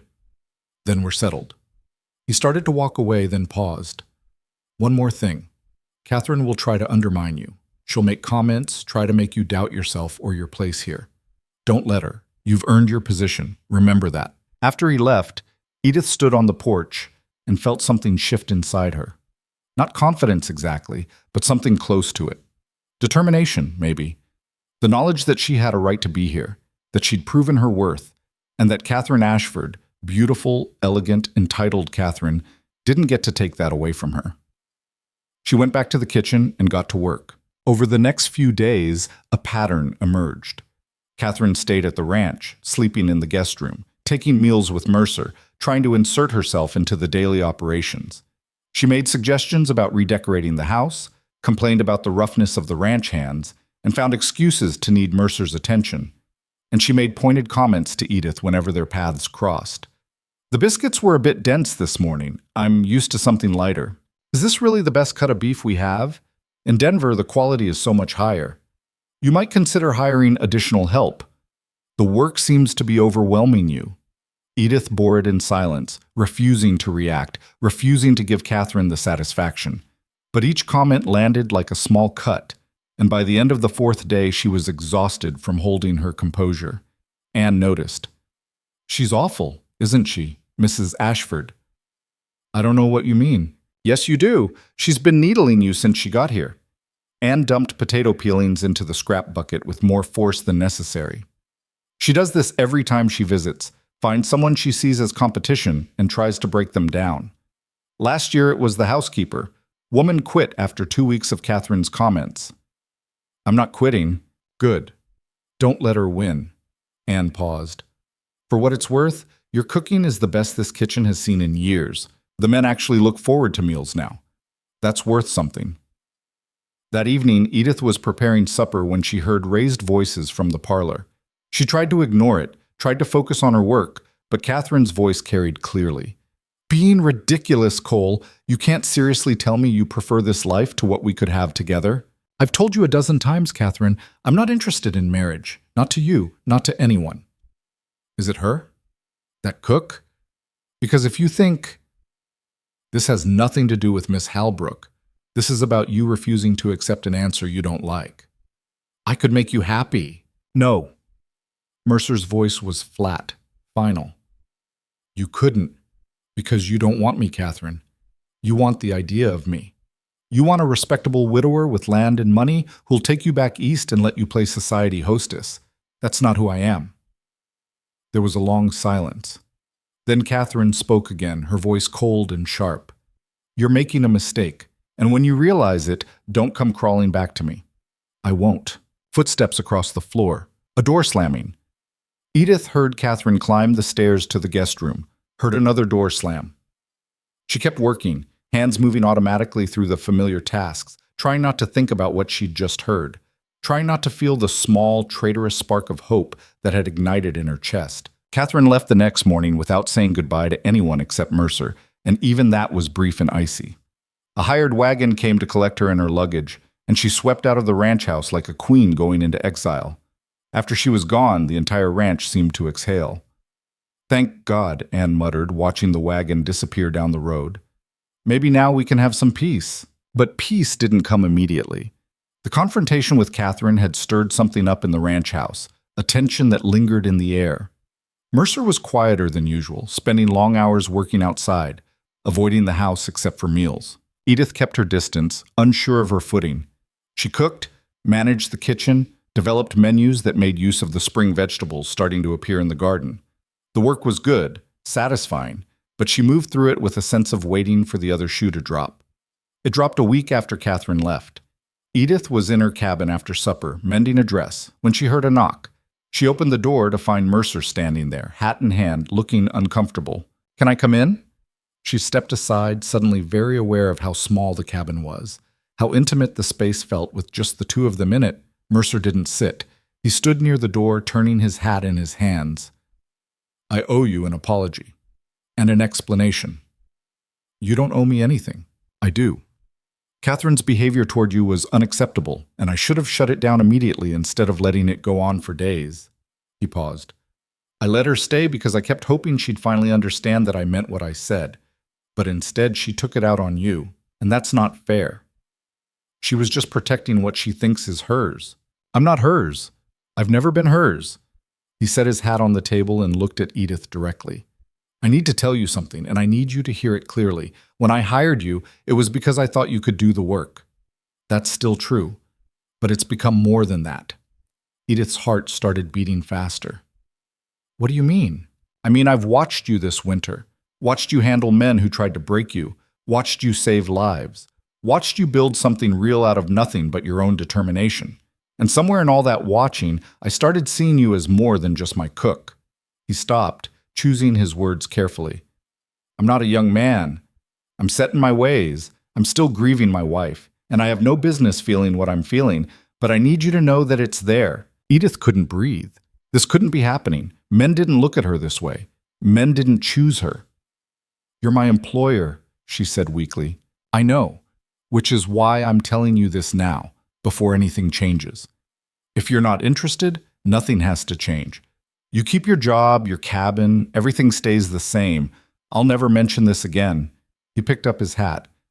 But if you might be interested, even a little, then I'd like permission to court you properly. Take you to town for dinner. Introduce you to people as someone who matters to me. See if what I'm feeling might be something you could feel too. Edith looked at him. This weathered rancher who'd given her a chance, who defended her to Catherine, who was standing in her cabin looking nervous as a boy. Why me? She whispered. Because you're strong. Because you see people. Because you don't need me to rescue you, but you let me stand beside you anyway. He met her eyes. Because when you walk into a room, I notice. And I haven't noticed anyone in 4 years. She thought about Catherine's beauty, her elegance, her absolute confidence that she deserved to be chosen. Then she thought about her own reflection, plain, heavy, nothing special. But maybe that was the point. Maybe she didn't need to be Catherine. Maybe being herself was enough. I'd like that, she said quietly. The courting. Mercer's face transformed, relief and something warmer flooding his features. Yeah? Yeah, he smiled then, a real smile that reached his eyes, and Edith felt something unfurl in her chest. Hope, maybe, or possibility. Tomorrow's Sunday, he said. We could take the wagon to town, have dinner at the hotel, if that sounds good to you. That sounds good. After he left, Edith sat on the edge of her bed with her hands shaking. This was real. This was happening. A man was courting her, and not just any man. Cole Mercer, who owned the ranch, who'd chosen her over Catherine Ashford. The enormity of it was almost too much to process. The next morning, she borrowed a dress from Anne. Her own clothes were all practical work dresses, nothing suitable for town. Anne's dress was too tight across the shoulders and too loose at the waist, but it was nicer than anything Edith owned. You look good, Anne said, adjusting the collar. Nervous? Terrified. That's normal. Just be yourself. That's who he's interested in. Mercer drove the wagon to town, and they made careful conversation about the weather, the ranch, anything safe. But when they reached Stillwater and pulled up in front of the hotel, Edith felt her stomach drop. This was the town where she'd been invisible for 6 years, where people had looked through her, dismissed her, made her feel like she didn't exist. And now she was walking in on Cole Mercer's arm, about to have dinner in the hotel restaurant where she'd never been able to afford even a cup of coffee. You all right? Mercer asked quietly. Just haven't been back here since you hired me. Lots changed since then. They walked into the hotel together, and Edith felt every eye in the lobby turn toward them. Mrs. Pritchard was there, the landlady from the boarding house, and her mouth actually fell open when she saw Edith. Miss Halbrook? Mrs. Pritchard. You look... The landlady seemed unable to form a complete sentence. I heard you were working at Mercer Ranch, but I didn't... She's my head cook, Mercer said smoothly. Best decision I've made in years. Evening, Mrs. Pritchard. He guided Edith toward the restaurant, leaving the landlady staring after them.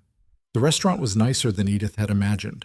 White tablecloths, actual china, candles on the tables. The host seated them by the window, and Mercer ordered for both of them without making her feel foolish for not knowing what to choose. You're handling this better than I thought you would, he said after the host left. I'm pretending to be someone confident. It's not working very well. It's working fine, he paused. I know this town wasn't kind to you. If being here is too much, no, I want to be here. Edith looked around at the room full of people who'd never thought she deserved to sit in a place like this. I want them to see that I'm still here, that I survived. More than survived. The meal was good. Roasted chicken, potatoes, vegetables cooked with butter and herbs. They talked carefully, learning each other's histories, filling in gaps. Mercer told her about his late wife, about the grief that had nearly broken him, about learning to live with loss. Edith told him about her aunt, about the boarding house, about years of being told she wasn't worth noticing. That must have been hard, he said. It was normal. You don't know something's hard when it's all you've ever known. You know it now, though, looking back. Yeah, I know it now. After dinner, they walked through town while the sun set, and Edith felt something settle in her chest. This wasn't perfect. She was still self-conscious about her size, still waiting for Mercer to realize he'd made a mistake. But he kept his hand on her elbow, kept treating her like someone who mattered, and slowly the fear started to lose its grip. They were heading back to the wagon when Catherine Ashford stepped out of the general store. For a moment, nobody moved. Catherine looked from Mercer to Edith and back again, and her face went through several expressions: surprise, understanding, fury. So this is why you sent me away, she said, her voice like ice. I sent you away because you wouldn't listen, Mercer replied. This doesn't have anything to do with you. Doesn't it? Catherine looked at Edith with pure contempt. You're courting the cook? This is who you chose over me? Yes. The single word hung in the air. Mercer didn't elaborate, didn't apologize, didn't try to soften it. He just stood there with his hand on Edith's arm, making his choice clear. Catherine's perfect face twisted. You'll regret this. Everyone in this town will know what you've done. They'll laugh at you. Let them laugh. And her? Catherine gestured at Edith. You think she can handle being with you, being seen with you? She's nothing, Cole. Just a fat woman you took pity on. The minute things get difficult, she'll run. Edith felt the words land like physical blows. All her old fears, all her insecurities, thrown in her face by this beautiful woman who couldn't understand why she'd lost. For years, she would have accepted this, would have agreed that Catherine was right, that she didn't deserve Mercer, that this was all a mistake.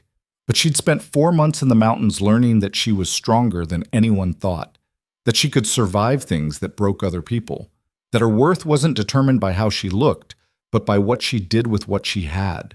You're right, Edith said quietly. I'm not beautiful like you. I'm not elegant or educated or connected. But I'm here, and I'm real, and I don't need to tear other people down to feel important. Catherine's eyes went wide with shock. Cole chose me, Edith continued, not because I was the best option, but because he wanted to. That's more than you can say. You've been throwing yourself at him for 3 years, and he kept saying no. Maybe instead of blaming me, you should ask yourself why. For a long moment, Catherine just stared at her. Then she turned and walked away, her back rigid with fury. After she was gone, Edith started shaking. Mercer pulled her close, and she leaned against him, feeling the solid warmth of him, the reality of this moment. That was brave, he said. That was stupid. She'll make trouble. Let her try. They drove back to the ranch in the dark, and when they arrived, Mercer walked Edith to her cabin door. Thank you for today, he said, for letting me court you, for standing up to Catherine, for being exactly who you are. I didn't do much. You did everything. He hesitated, then leaned down and kissed her forehead, brief and gentle. Good night, Edith. After he left, Edith went inside and sat in the dark cabin, touching the place where he'd kissed her. It wasn't a romance from a novel. It wasn't perfect or dramatic or anything like what she'd imagined love might feel like. But it was real, and it was hers. Over the next few weeks, they settled into a pattern. Mercer courted her properly, taking her to town on Sundays, sitting with her in the evenings on her cabin porch, talking about everything and nothing. The ranch hands noticed, and word spread, and Edith waited for the ridicule to start. It didn't come. Instead, the men treated her with even more respect, as if Mercer's attention had validated what they already knew about her worth. Sam cornered her one morning in the kitchen. Boss told us he's courting you. He did. Good. You're good for him. He's been dead inside since his wife passed. You brought him back. I didn't do anything. You did more than you know. Sam picked up his coffee cup. Just wanted you to know, anyone gives you trouble about this, they answer to me. And I'm not the only one who feels that way. Word reached town, as Catherine had promised. People talked. Some were scandalized that Cole Mercer was courting his cook. Others were more generous, remembering how Edith had kept herself alive and working in Stillwater when most would have given up. Mrs. Pritchard showed up at the ranch one afternoon asking to speak with Edith. I wanted to apologize, the landlady said stiffly, for how I treated you. I was wrong. You were protecting your business. I understand. No, I was cruel, and I'm sorry for it. Mrs. Pritchard twisted her hands. What you've done here, building a life for yourself, earning respect, it's impressive. I should have seen that in you years ago. After she left, Anne shook her head in wonder. Never thought I'd see that woman apologize to anyone. People surprise you sometimes. They do. Speaking of which, there's a package for you. Came this morning. The package was from a seamstress in town, and inside was a dress, properly fitted, made from decent fabric in a deep blue that Edith had never worn before. There was a note from Mercer. Thought you might like something that fits properly for when we go to town. Cole. Edith held the dress and felt tears prick her eyes. Nobody had given her something this thoughtful in years, maybe ever. She wore it the following Sunday, and when Mercer saw her, he stopped in his tracks. You look beautiful. The dress is beautiful. I'm just wearing it. No. He stepped closer, his eyes serious. You're beautiful. I need you to believe that. She wanted to argue, to deflect, to protect herself from the vulnerability of accepting a compliment, but she forced herself to just say, "Thank you." They went to town, had dinner at the hotel again, walked through the streets while people stared and whispered. And this time, Edith didn't feel invisible. She felt seen, acknowledged, real. When they returned to the ranch that night, Mercer walked her to her cabin as always. But this time, before he left, he took her hand. "I'm falling in love with you," he said quietly. "I need you to know that. I'm not asking you to say it back, not yet. But I wanted you to know where I stand." Edith looked at him. This man who'd changed her life, who'd seen something in her worth investing in, who'd chosen her over beautiful Catherine Ashford. "I'm scared," she admitted. "Scared this isn't real. Scared you'll wake up and wonder what you were thinking." "I won't." "You don't know that." "I do. Because I've spent 4 months watching you prove yourself in every way that matters. You're the strongest person I know, Edith, and I'd be a fool to let you go." She kissed him then, quick and awkward, barely more than a brush of lips, but enough to show him that she was trying, that she wanted this, even if she was terrified. When she pulled back, Mercer was smiling. "We'll figure this out together. Together," she echoed. And for the first time in her life, Edith Halbrook believed that maybe, just maybe, she deserved to be chosen. Spring turned to summer and the ranch came alive with the kind of work that defined the season. Branding calves, moving herds to higher pastures, repairing fences and buildings damaged by winter. The days stretched long and hot, and Edith's kitchen became the heart of the operation, feeding crews that worked from dawn until dark. She'd been at the main ranch for 3 months when the sickness came. It started with Martinez. He came down with fever and chills one evening after supper, dismissed it as exhaustion, and went to bed early. By morning, 2 more men were sick. By the end of the second day, half the crew was down with whatever was spreading through the bunkhouse. Edith recognized the signs, the fever, the body aches, the weakness that kept men in their bunks when they should have been working. It wasn't pneumonia like Sam had suffered, but it was serious enough to cripple the ranch's operations at the worst possible time. "We need a doctor," Hastings said, his weathered face creased with worry. "But town's a full day's ride, and I can't spare anyone healthy to make the trip." "I can handle this," Edith said. "You did good with Sam, but this is different. This is half the crew." "Then I'll do what I did with Sam, but more of it. I'll need help from whoever's still standing, and I'll need access to all the medical supplies we have." Mercer appeared in the kitchen doorway, having overheard. "What do you need?" "Clean water, lots of it, extra firewood, someone to help me move between the bunkhouse and the kitchen. And I need Anne to take over meal prep for whoever's still healthy while I focus on the sick men." "Done. Whatever you need." For the next week, Edith barely slept. She moved between the bunkhouse and the kitchen in a constant cycle, administering willow bark tea for fever, making broth for men too weak to eat solid food, changing sweat-soaked bedding, monitoring breathing and pulse. Anne handled the regular cooking while Sam and Tommy, both miraculously unaffected, helped Edith with the heavy work of hauling water and supplies. Martinez got worse before he got better, his fever spiking so high that Edith spent 2 nights sitting beside his bunk, bathing him with cool water and forcing liquid down his throat. On the 3rd night, when the fever finally broke, he grabbed her hand weakly. "Thought I was dying." "You're too stubborn to die. Now drink this and go back to sleep." One by one, the men recovered. It took 10 days before the last fever broke, before the bunkhouse stopped feeling like a hospital ward and started feeling like a workplace again. Edith was exhausted down to her bones, running on coffee and stubbornness, but every man survived. On the 11th day, when she finally returned to her cabin and collapsed on her bed, she slept for 14 hours straight. She woke to find Mercer sitting in the chair by her window, reading a newspaper in the afternoon light. "How long have you been there?" Her voice was rough from sleep. "A few hours. Wanted to make sure you were all right." "I'm fine, just tired." "You're more than fine." He set down the newspaper. "You saved this ranch, Edith. We would have lost men if you hadn't known what to do." Hastings said so himself. "I just did what needed doing." "You keep saying that like it doesn't mean anything." Mercer moved to sit on the edge of her bed. "But it means everything. You see what needs to be done and you do it, no matter how hard it is or how much it costs you. That's rare." Edith sat up, suddenly aware of how she must look, hair tangled, face unwashed, still in the same dress she'd been wearing for 3 days. "I'm a mess. You're beautiful." He said it simply, like stating a fact. "I've been thinking about something while you were sleeping. I'd like to ask you a question, but I need you to be fully awake and thinking clearly before I ask it." Her heart started beating faster. "What kind of question?" "The kind that changes things. So I'm going to wait until you've had a bath and some food and you've rested properly, but I wanted you to know it's coming." After he left, Edith sat in her rumpled bed and tried not to let her mind run wild with possibilities.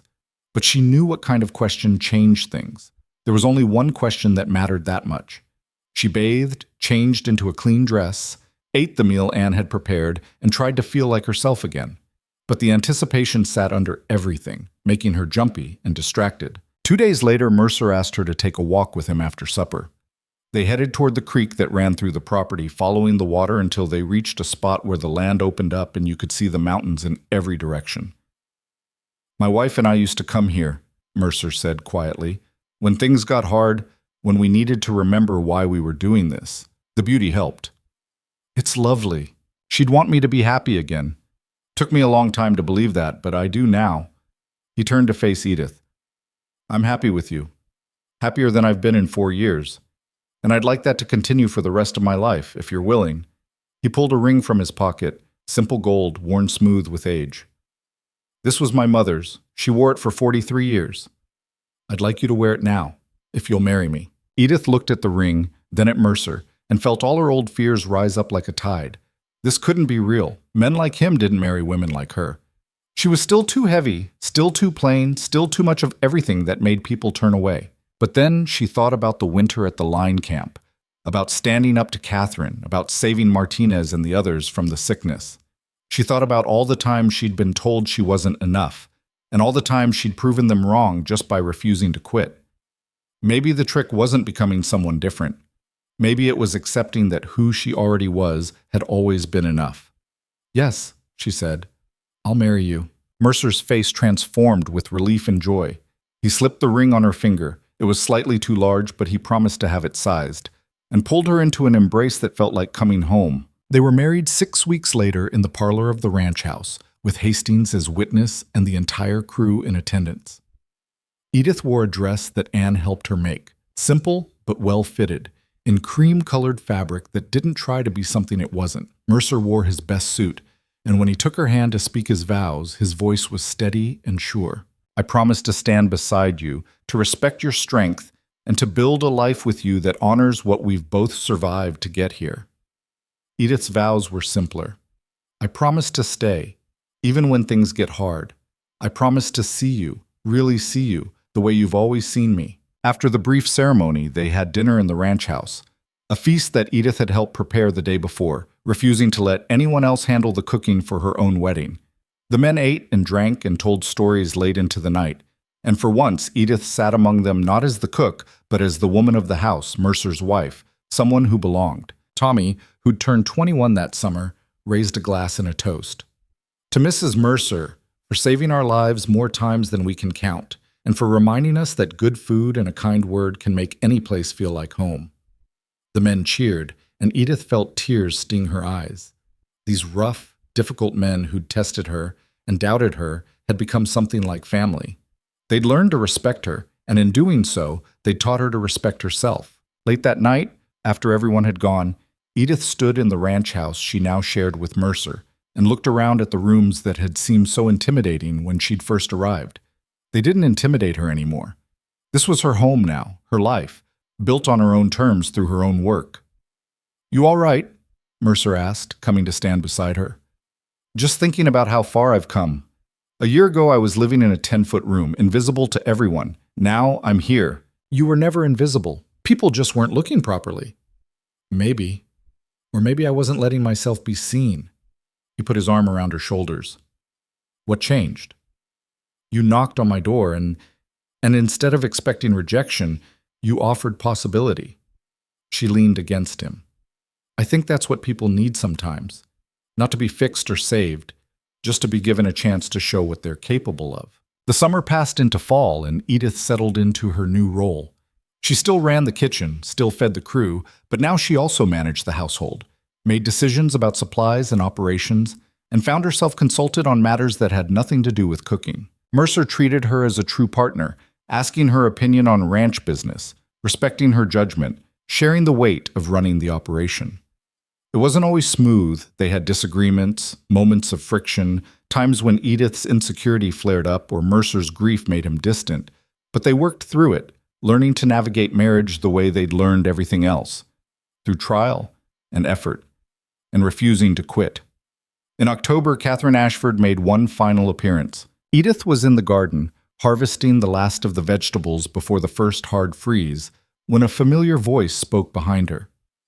"So you actually did it. You married him."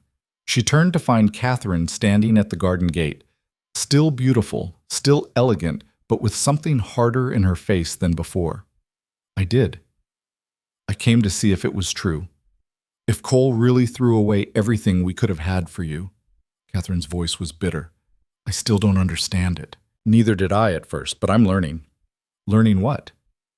"That sometimes people choose each other not because one is perfect or beautiful or impressive, but because they see something real in each other, something worth building on." Edith stood up, brushing dirt from her hands. "Cole didn't choose me over you, Catherine. He chose the life he wanted over the life you wanted him to have. That's not the same thing." Catherine's jaw tightened. "You think you've won something, but you're still just a cook who got lucky. When he gets tired of playing house with you, when he realizes what he gave up, he won't, because I'm not playing house. I'm living my life, the one I built myself, and he's choosing to share it with me." Edith met Catherine's eyes without flinching. "You can keep coming back here trying to convince yourself that this is a mistake, or you can accept that it's real and move on. Either way, I'm not going anywhere." For a long moment, Catherine just stared at her. Then something in her face crumpled, just slightly, and Edith saw what was underneath the anger. Grief for a future that was never going to happen, loss for a man who had never really been hers. "I hope you're happy," Catherine said finally, and this time it didn't sound like a curse. It sounded like surrender. After she left, Edith went back to her vegetables. She didn't feel triumphant. She just felt tired of fighting battles that shouldn't have existed in the first place. Catherine wasn't her enemy. The real enemy had always been the voice in Edith's own head telling her she wasn't enough, and that voice was finally starting to quiet. Winter came again, and with it, a new rhythm. The line camp crew returned, and Hastings asked if Edith wanted to go back up the mountain to cook for them. "We've got Anne," Edith said. "She's more than capable. Let her have the opportunity." Anne took the job nervously but gratefully, and Edith stayed at the main ranch, managing the larger operation, developing recipes, preserving food for the winter, and slowly transforming the ranch house kitchen into something that reflected her own style and expertise. Word spread about the quality of meals at Mercer Ranch. Neighboring ranchers started stopping by around mealtimes, hoping for invitations. Travelers going through the area made detours to eat at the ranch house. Edith found herself feeding more people than ever, and instead of feeling burdened, she felt purposeful. In late November, on the anniversary of the day Mercer had first knocked on her boarding house door, he gave her a gift. It was a sign, hand-carved and painted, reading Halbrook House in elegant letters. "I thought we could hang it over the kitchen door," he said, "so everyone knows whose kitchen this is, whose home this is." "But it's Mercer Ranch. The ranch is mine, the house is ours. But the kitchen and everything you've built here, that's yours. I want people to know it." They hung the sign together, and Edith stood back to look at it. Her name, claiming space, declaring ownership over something she'd created through her own work and determination. She'd spent so many years being invisible, being dismissed, being told she didn't matter. And now she had a home with her name on it, a husband who chose her daily, and a purpose that extended beyond simple survival. It wasn't a fairy tale ending. There were still hard days, still moments when old insecurities crept in, still times when she caught herself waiting for everything to fall apart. But those moments came less frequently now, and when they did, she had people who reminded her of her worth. Mercer, Anne, Sam, the crew, even the travelers who went out of their way to eat her cooking. Spring came around again, and with it the ritual of opening up the line camp. Anne had done well through the winter, earning the same respect Edith had, proving that it wasn't something magical about Edith herself, but something about being willing to see people and feed them well. On a warm afternoon in April, almost a year and a half after Edith first arrived at the ranch, A family came through looking for work. The father was weathered and desperate, the mother thin and tired, and between them were three children who looked like they hadn't had a decent meal in weeks. Mercer hired the father as a ranch hand and offered the family a small house on the property. The mother looked at Edith with the same desperate hope Edith had seen in Margaret's eyes when little Anna was sick. "I can cook," the woman said. "If you need help in the kitchen, I can work." Edith looked at this tired woman, at the hope and fear and determination in her face, and saw herself from 18 months ago. "Can you start tomorrow?" Edith asked. The woman's face transformed. "Yes, absolutely yes." That night, Edith told Mercer about the encounter. "You're building something bigger than just feeding people," he said. "You're giving them the same chance someone gave you." "Someone gave me more than a chance. You gave me a life." "No." Mercer pulled her close. "You built the life. I just made space for it." Later, lying in bed while Mercer slept beside her, Edith thought about the woman she'd been. Invisible, dismissed, certain she'd never amount to anything. She thought about the woman she'd become. Strong, respected, claiming space without apology. The transformation hadn't been smooth or easy. There had been no magic moment when everything changed. It had been built slowly, through work and determination, and refusing to accept other people's definitions of her worth. She'd learned that strength wasn't about being perfect or beautiful or what other people expected. It was about showing up, doing the work, and choosing yourself even when no one else did. She'd learned that belonging wasn't something you earned through transformation. It was something you claimed through existence, through being yourself so completely that there was no room for doubt. And she'd learned that love, real love, wasn't about finding someone who completed you or fixed you or made you better. It was about finding someone who saw you clearly and chose to stand beside you anyway. 6 months later, Edith stood in her kitchen, Hallbrook House, her domain, preparing food for a gathering of neighboring ranchers and their families. The kitchen was warm and busy, filled with the smells of roasting meat and fresh bread. The new cook, whose name was Helen, worked beside her, learning, growing more confident every day. Through the window, Edith could see Mercer talking with Sam and Hastings, gesturing toward the mountains, planning next year's operations. Tommy was teaching Helen's oldest son how to saddle a horse. Martinez was repairing a fence while singing badly in Spanish. This was her life now. Not perfect, not easy, but real and earned, and hers. Anne came into the kitchen carrying empty platters. "They're asking for more of that beef. Says it's the best they've ever had." "Then we'll give them more." Edith loaded the platters and carried them out to the dining room herself, wanting to see the faces of people enjoying food she'd made. She set the platters on the table and stepped back, watching as plates were filled, as people ate and talked and laughed. One of the rancher's wives caught her eye. "Mrs. Mercer, this is wonderful. You must give me your recipe." "It's not complicated, just good ingredients and attention to detail." "There's more to it than that. There's love in this food. You can taste it." After the woman turned back to her meal, Edith stood there feeling the truth of those words. There was love in the food, in the work, in the life she'd built. Not the dramatic sweep you off your feet kind of love from stories, but the steady, daily kind that showed up in paying attention, in caring about details, in choosing to nourish and sustain. Mercer found her standing in the doorway between the kitchen and dining room, watching her handiwork feed people who'd come from miles around. "You all right?" "Better than all right." She turned to look at him. "I was just thinking about that day you knocked on my door in Stillwater, how scared I was, how certain it would end badly. What would you tell that version of yourself if you could?" Edith thought about it. "I'd tell her that she's stronger than she knows, that the people who made her feel small were wrong, that she deserves to take up space in the world." She paused. "And I'd tell her to say yes when opportunity knocks, even when she's terrified. Especially when she's terrified." Good advice. They stood together in the doorway, watching their life unfold in front of them. Imperfect, messy, real. Built on work and choice and the daily decision to show up for each other and for themselves. Years later, when people asked Edith about her life, about how she'd gone from invisible to essential, from dismissed to respected, she never gave them the answer they expected. She didn't talk about transformation, or finding herself or learning to love herself. She talked about work, about showing up, about the quiet accumulation of days spent doing what needed to be done, about refusing to quit when things got hard, and about the slow building of respect that came from proving yourself over and over until the proof became undeniable. "I'm not special," she'd say. "I just didn't have anywhere else to go, so I stayed." And staying turned out to be enough. But that wasn't quite true, and the people who knew her best knew it. Edith was special, not because she was better than anyone else, but because she'd looked at a world that told her she didn't matter and decided to matter anyway. She'd taken the space she was offered and built something bigger than anyone expected, including herself. The Halbrook House kitchen became legendary in the territory. People traveled for days to eat there, to experience what everyone said was the best food in Wyoming.